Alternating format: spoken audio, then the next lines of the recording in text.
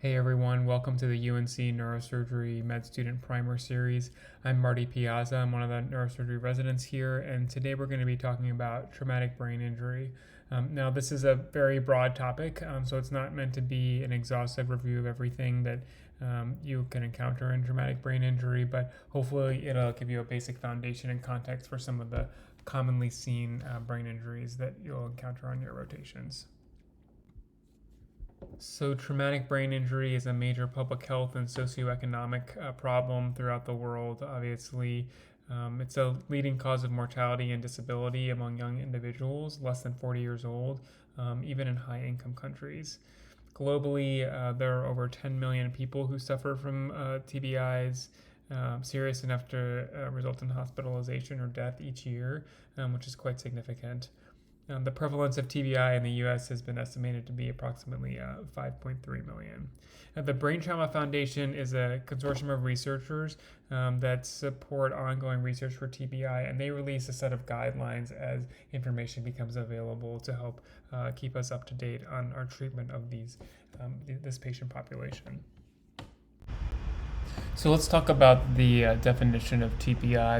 There's a lot of different definitions, but in the textbooks it'll say it's brain damage resulting from external forces, either blunt or penetrating, blast waves or acceleration deceleration injuries, and the exact pattern of damage is related to the intensity, the nature, and the direction of the forces on the brain itself. Other definitions will go into some, description of the subtle behavioral or neuropsychological changes that happen after a potential injury. And then it's suggested that patients who at the time of injury have an altered mental status state, either confusion or disorientation or just slowed thinking in general, can be included in that definition of TBI. And that's to be contrasted or compared, I guess, to concussion, which is essentially a subset of mild TBI, and it's defined as a traumatic brain injury without structural abnormalities. So there's still a complex pathophysiologic process that affects brain function here, but by definition, there's no structural abnormality. Some clinical indicators of a concussion are post-traumatic alterations in orientation, balance, and speed of reaction,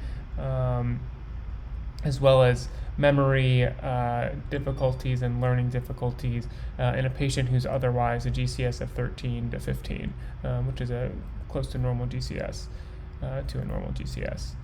And then of note, you don't have to lose consciousness to have a concussion or even have a direct blow to the head. So a little bit more on concussion here. It's important to note that mild TBI and concussion are not synonymous, but rather concussion is a subset of mild TBI.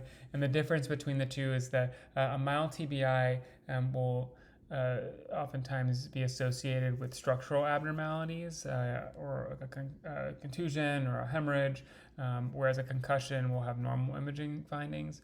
A TBI should be reevaluated 6 hours after the injury and categorized based on the patient's imaging and clinical presentation, whereas a concussion can be evaluated directly after the insult and be based on a clinical diagnosis.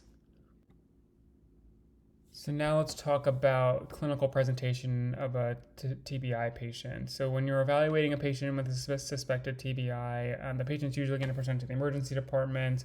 And in this setting, it's important to start with the ABCs, so the airway, breathing, and circulation. And that's before you even consider evaluating the patient's neurologic status. This is typically performed by the trauma team or the emergency medicine team. So I'm not going to go into too many details about that, except for that in polytraumas or in a comatose patient, it's important to consider C-spine injuries when assessing the airway because they'll oftentimes extend the neck if a patient requires intubation unless there is a C-spine concern. So once you get through the ABCs, it's time for the neurologic assessment. The universal way to communicate a patient's neurologic status across specialties is the Glasgow Coma Scale. It has 3 components: eye opening, verbal response, and motor response. And we won't go into each specific score here. It's just something that you need to memorize. But here are a few key points to think about. A patient who is opening their eyes spontaneously, fully oriented to time, place, and person, and following commands in at least one extremity is going to have a GCS of 15, and that's the highest score. You should also know that the lowest GCS a person can ever have is 3, and it's not 0. A person who is intubated will always have a verbal score of 1T, meaning they're intubated. And this is important to note because even if a patient is fully oriented with choices but is intubated, their verbal score is still going to be a 1T. And this communicates quickly to other providers that the patient's neurologic status is partially limited by their respiratory status or their intubation status. And then also remember the phrase GCS less than 8, intubate. Patients not able to adequately protect their airway due to a mental status, and then you intubate them. So the goals of treating a TBI patient are going to be to prevent and reduce secondary brain injury.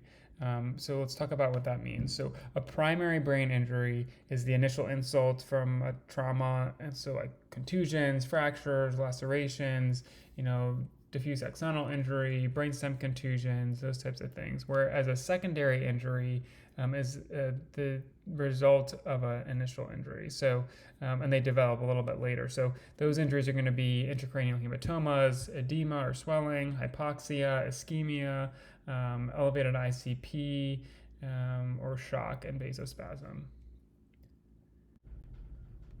So we'll stop there for now and then resume with part 2, which is going to be different types of hemorrhage patterns as well as some management next time. And please follow us at UNC Neurosurgery on Twitter if you want some more information about educational content.